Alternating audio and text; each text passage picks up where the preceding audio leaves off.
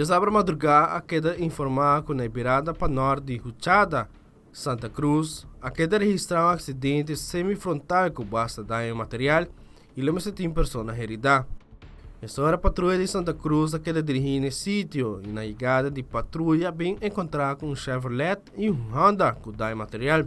Durante a investigação de polícia toma nota que o chofer de Chevrolet estava de boa influência de álcool e também sua persona estava manejando a velocidade alta. A solicitar para a ambulância apresentar no sítio devido a um adulto maior levemente herido. Na chegada de paramédico abrindo assistência médica na pessoa levemente herida. Na final, o Humber correndo o Chevrolet a queda detenido devido a estava manejar auto boa influência de álcool. Também não pode demonstrar nenhum documento de auto.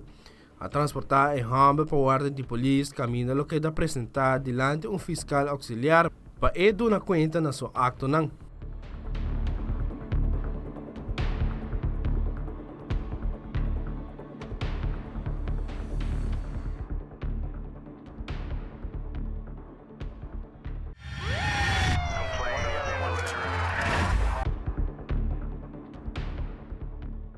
Já domingo à noite, automobilista a reportar na central de polícia que tem um Ford Fiesta branco correndo irresponsavelmente riba ex-Sasaki Weg e uma pessoa estava a porta de auto para louco. Mesora central de polícia dirigir patrulha no sítio e net na rotonda Sasaki para baú de Superfood. Polícia deu um sinal para a pessoa atrás do stuur a nenga e Saki.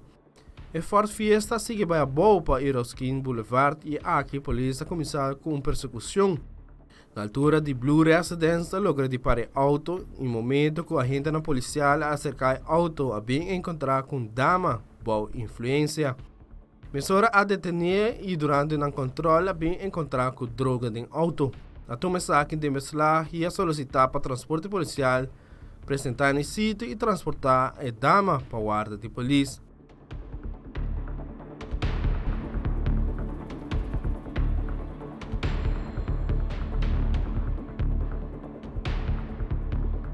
Wilfred van den Biesen, Tele Notícia.